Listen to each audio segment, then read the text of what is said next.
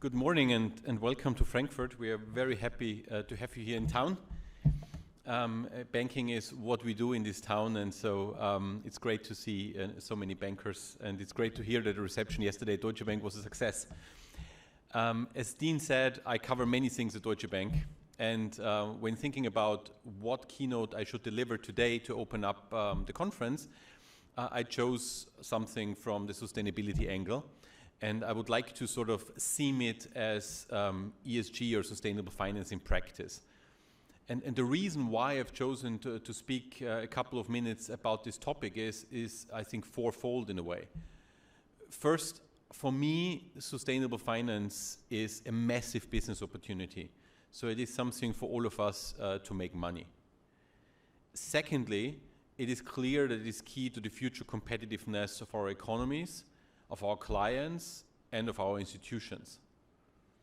Thirdly, it is something where Europe is somewhat in the lead because of many pioneer work streams that have been done by the European Union. So it's something we in Europe in particular should be proud of and should sort of build on. And then finally, in the ESG journey of Deutsche Bank, we realized that the devil is always in the detail, and the integration of sustainability into our day-to-day management is what is really complicated. Hence, I try to explain a little bit how we go about this topic, and I will try to see that I will leave a little bit room for a Q&A after, because I'm always interested to hear views of the audience about this topic. I only brought a handful of slides, and I'm not sure whether they're really visible, but I will try to explain what's on them. The first slide, and this is really, I would say, the key concept, how we see the topic and how we approach the topic at our institution as well. We really see sustainable finance in the banking sector overall as a coin with two sides. And the role that we as banks are playing are really categorized into those two sides of a coin. The first one is sustainable finance where banks are growth enablers. So we are the ones, as you all know, to finance the transition. We are the one to offer risk management to our clients who are transitioning to a greener, more sustainable economy. We are the ones to originate bonds. We are the ones to help clients with M&A transactions. So we are the ones that are central to financing the transition. In that side of the coin, the one steering tool that we have at Deutsche Bank, and many of you guys in the room have as well, is we look after our business. This is where we do the business, this is where we look after sustainable finance volumes, and this is where we set ourselves targets.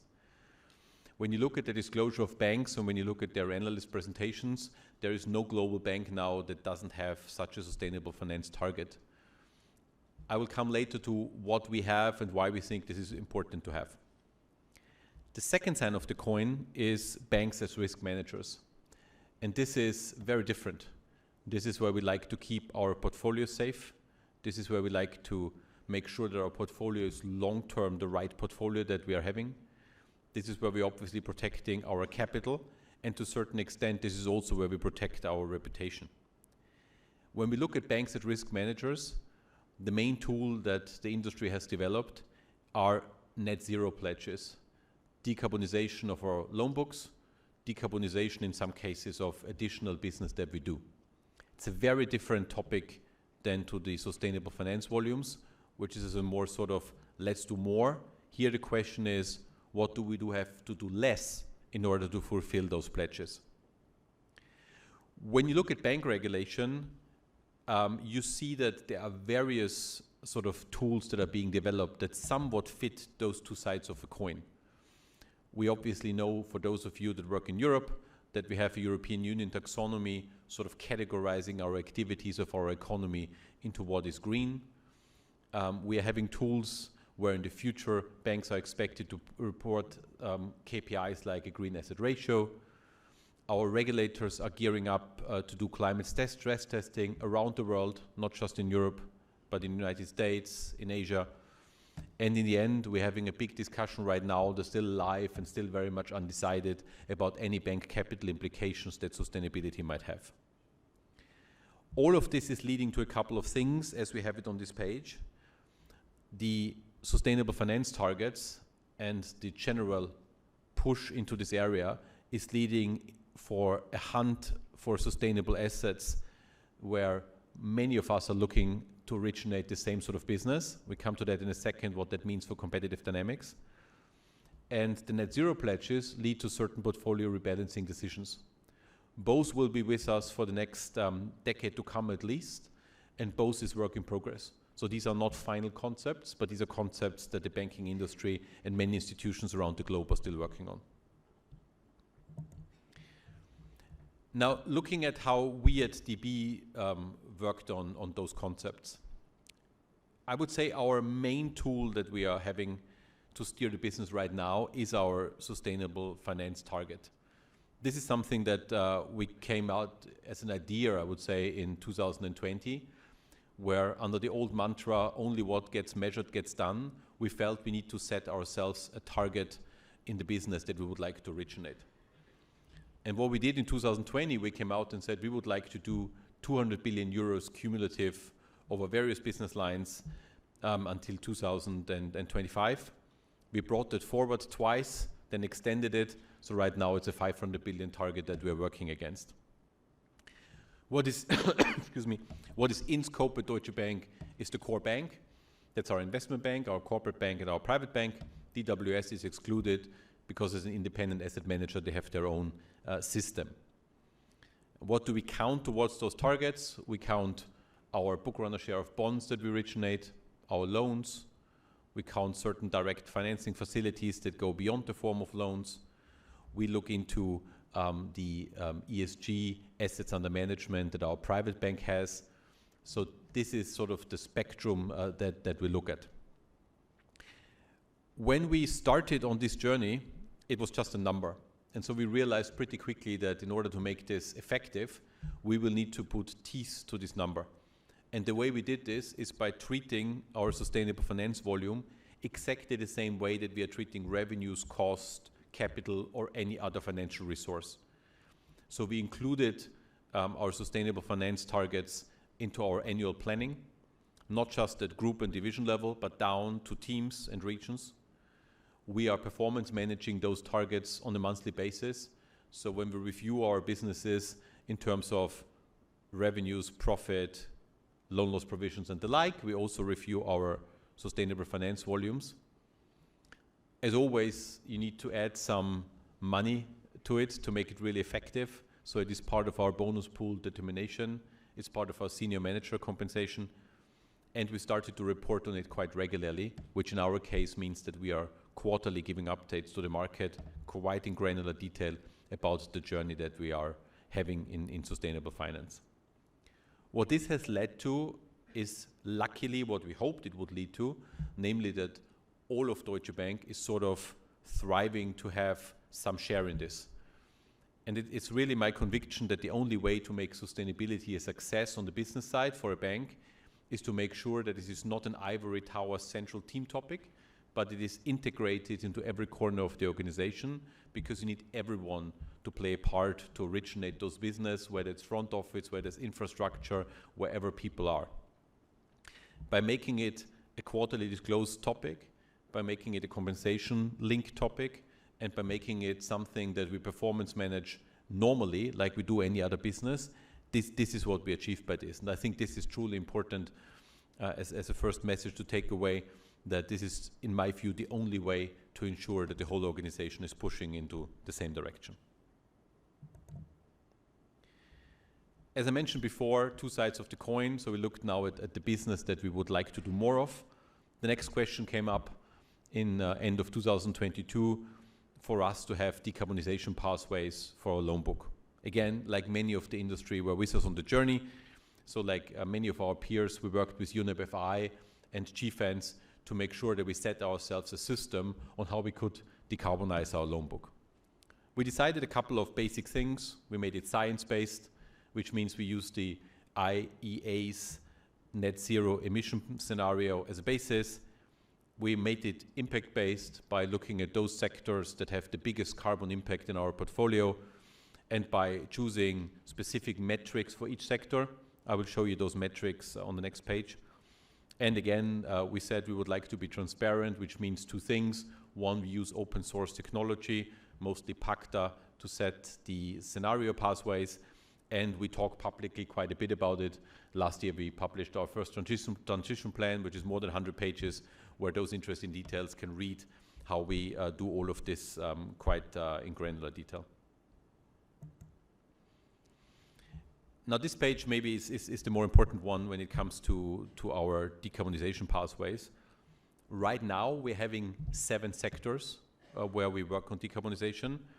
And again, like I said before, the devil is always in the detail when you choose decarbonization metrics and decarbonization pathways. So what we have done, and you can see that on the page, is given ourselves 2 numerical targets, 2030 and 2050. And we've given ourselves specific metrics for each of those sectors, which are oil and gas, power, automotive, steel, coal mining, cement, as well as shipping. The first decision that we had to take is which kind of emission types should we target. So there are generally 3 sort of broad emission categories that people talk about. Scope 1 is the emissions that you sort of affect by your normal course of business. Scope 2 are those emissions that you have by purchasing electricity. And Scope 3, and that's in many cases the more interesting one, is emissions that are affected by usage of products or by sort of suppliers and the goods that you purchase in order to produce your product. As you can see on this page, it's a mixture. Oil and gas, it's Scope 3, because the main impact is by burning oil. Power generation is Scope 1, that's what they do. Automotive is again Scope 3. The big impact on the world is by driving a car. Steel is Scope 1 and 2, because steel production itself has a substantial emission impact. And electricity or energy in general is a big input into steel production. In coal mining, it's Scope 3 again, because what's bad is burning the coal. Cement is Scope 1 and 2, similar story as in steel. And in shipping is Scope 1, the emission that the ship itself has. So that was maybe the first debate that we need to settle. The second debate that we needed to settle was, do we use absolute metrics or intensity metrics? And basically we chose for coal and for oil and gas absolute metrics, because consensus is this is what humanity will have to reduce overall, where for all the others we work with intensity metrics. So this is carbon per output unit, in order to make sure that we can bank the transition efficiently and that we help our clients to drive up their efficiency. So that was sort of the basis. And now, as always, the practicality of implementing this is interesting. When you start with such a pathway exercise, most of us will have a starting point that looks okay. The more quarters go by, it becomes more stringent, because as you can see on the left, we have to go down. And this is when all the trade-offs and all the internal fun is starting. And this is, I think, when people really have to stick to their course, because the longer you have this and the more elaborate system you have, the more discussions you will have internally. Can we do this transaction?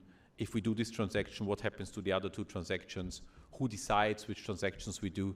So we are, I would say, chiefly on a journey to develop something like a carbon treasury, where carbon budgets are managed in a similar way to RWA or leverage.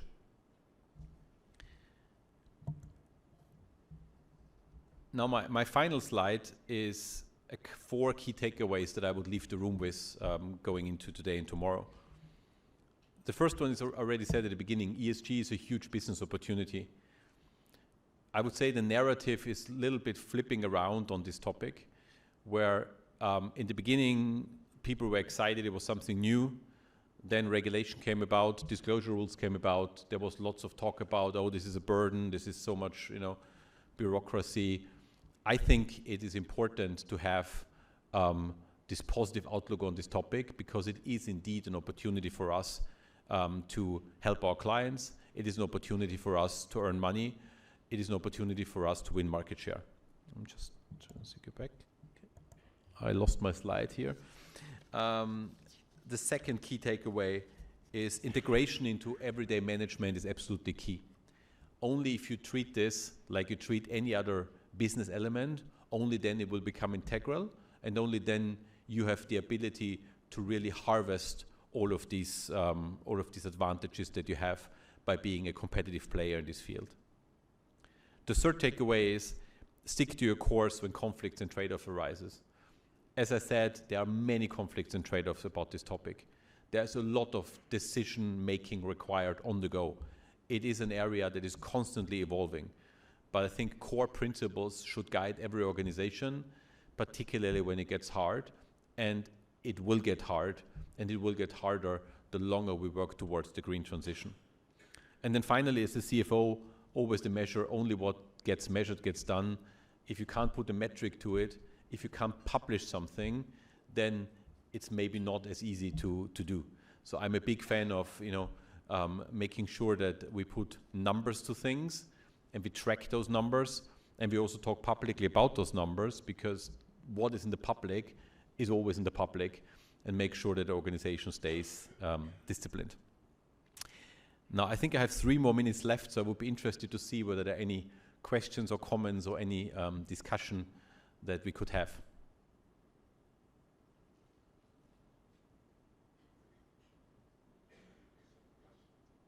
Oh, there are questions coming here. So I would just read out maybe the first one. Thank you for the insightful update. How are Deutsche Bank thinking about making difficult decisions about not supporting certain clients or sectors going forward if they don't fit with your sustainability ambitions? I mean, that is the crux of the second side of the coin, as I said. The way we do that is we have our pathways, as I've shown you. The pathways have certain flexibility in the short term, where we can give ourselves some leeway to deviate a little bit from the pathways if certain short-term requirements arise. But the way we are trying to work with this is work with our clients to make sure that over time, by 2030 to 2050, they are on this pathway. I think generally we are a little bit in an advantage that our portfolio is more heavily geared toward Western Europe, where there is, I would say, more progress than in some other areas on this journey. But the strategy is really to work with clients to make sure that their transition plan fits with our requirement. The idea is not to stop banking clients, although that might be necessary in certain cases. The idea is to work with clients very closely, early, and make sure that we align. Second question, does generative AI have a role to play in ESG scoring? I think it will have a role to play, frankly, everywhere. The problem a little bit that we are seeing with AI at the moment is that it's in very early days. Everybody's talking about it. The implementation of AI in banks is more difficult than in many other organizations because we are so tightly regulated, and data protection laws have a very specific sound in banks. So I think the potential is enormous. We will have to make sure that we use it wisely, that it works with our regulatory environment, because everything we as a bank do is regulated. So what doesn't work regulatory-wise is a non-starter. I think the bigger challenge will be for all of us to recruit the right people with the right mindset and add this mindset to the team that we already have. In the end, as a banking industry, we went through various cycles of development. Automation was never the biggest success of the banking industry in certain areas. We did a lot of outsourcing, offshoring. I think AI will force us to think differently about it. And I would say reshore capacities that can work and ask the right AI questions and make the right AI design decisions. How are you integrating ESG in risk and capital approval processes, especially in sectors where you have prioritized reduction and exposure? We do that by 2 things. So first of all, in our risk organization, we have a specific sustainability risk team that does all of this work. And secondly, we are having a thing called the Net Zero Forum, where we get together as a bank to make exactly those decisions based on latest data. So it is, I would say, a monthly decision cycle by now. Not sure whether can I answer the last question or whether that was my time, but I think that was my time. So thank you very much, and I wish you a great conference. Thank you.